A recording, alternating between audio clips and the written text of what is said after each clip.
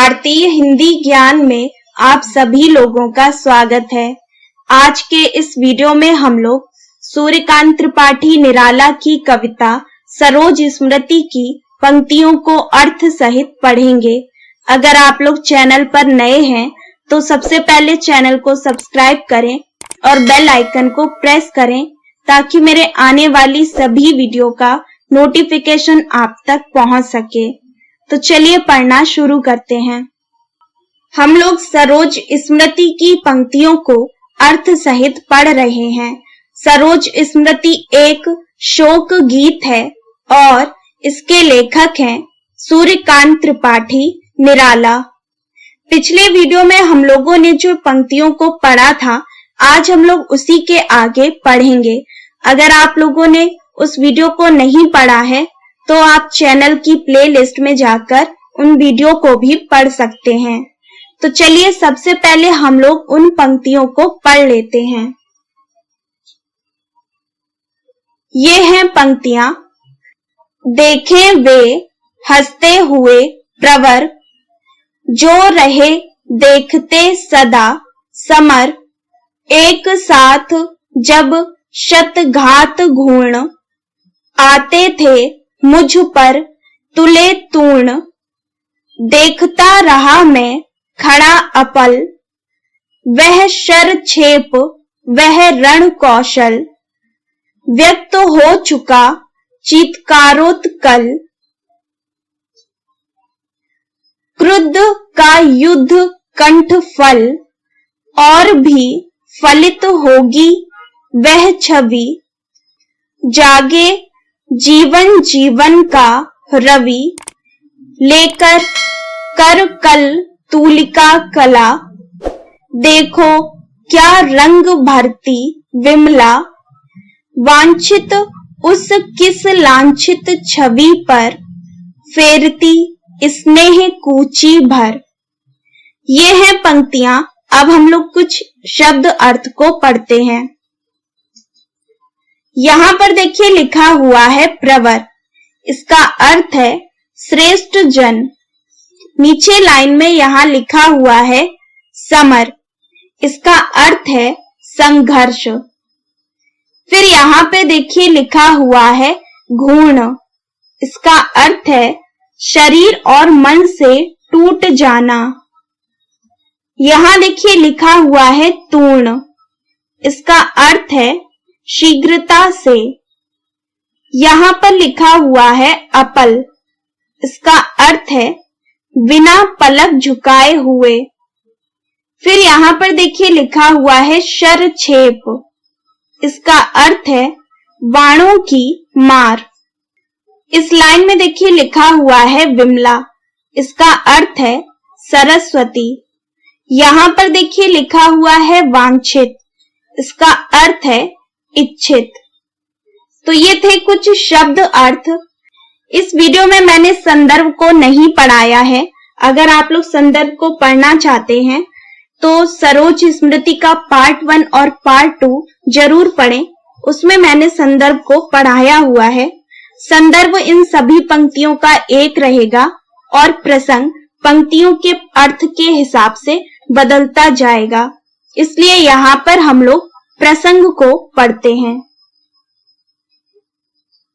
सूर्यकांत त्रिपाठी निराला जी ने इन पंक्तियों में साहित्य के क्षेत्र में आलोचकों द्वारा किए गए व्यवहार के बारे में अपने भावों को प्रस्तुत किया है और निराला जी ने अपने संघर्षों से भरे जीवन को प्रस्तुत किया है।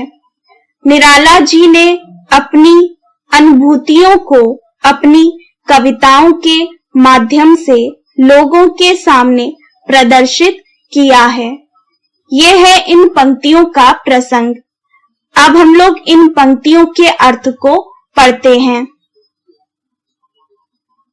सूर्यकांत त्रिपाठी निराला जी ने साहित्य के क्षेत्र में निराला जी के साथ जो अन्याय हुआ है, इसी अन्याय के प्रति अपने भावों को व्यक्त किया है।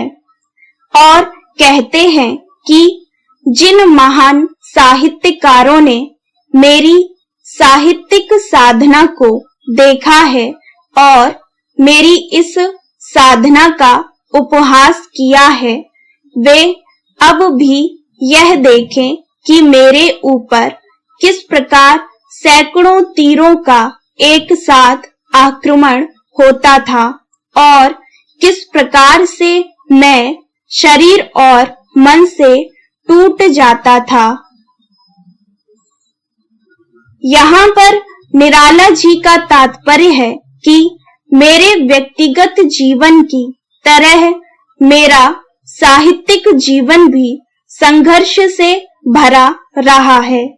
जिन श्रेष्ठ साहित्यकारों ने मेरी वह संघर्षपूर्ण साहित्य साधना देखी है, उन्हें यह मालूम है कि मेरे जीवन में किस प्रकार सैकड़ों अभाव मुझे सताते रहे और एक मूक दर्शक की तरह बाणों के प्रहार और उस युद्ध कौशल को देखता रहता था। निराला जी कहते हैं कि अब मेरा वह करुण क्रंदन, मेरी अंतर्वेदना सफलतापूर्वक व्यक्त हो रही है, अर्थात मेरे अंदर की वेदना मेरी कविताओं के रूप में अभिव्यक्त हो चुकी है और दूसरी ओर मेरे विरोधियों का क्रोध भी युद्ध में पराजित होने के कारण अवरुद्ध हो गया है।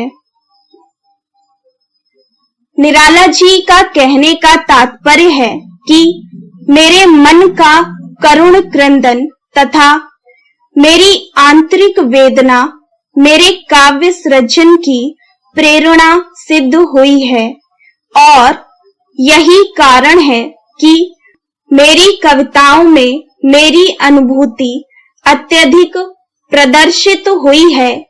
यही नहीं, मेरी यह अनुभूति और भी अधिक प्रभावशाली होगी और मेरे जीवन का प्रकाश और अधिक प्रसारित होगा।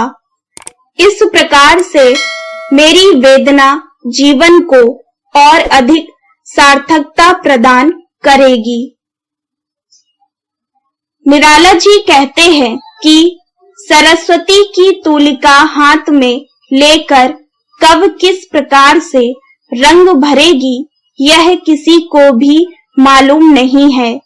मेरी कविताओं में सरस्वती की कृपा से एक सुंदर रंगों की योजना होगी और मेरी जिन रचनाओं को लांछित किया गया है, सरस्वती उसमें स्नेह से भरी तूलिका फेंक कर अत्यधिक सुंदर बनाएंगी।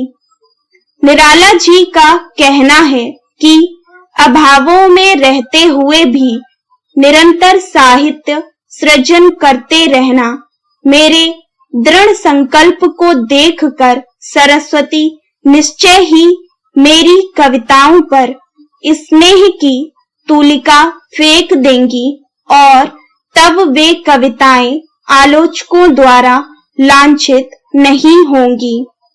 ये था इन पंक्तियों का अर्थ। अब हम लोग इन पंक्तियों के काव्य सौंदर्य को पढ़ते हैं।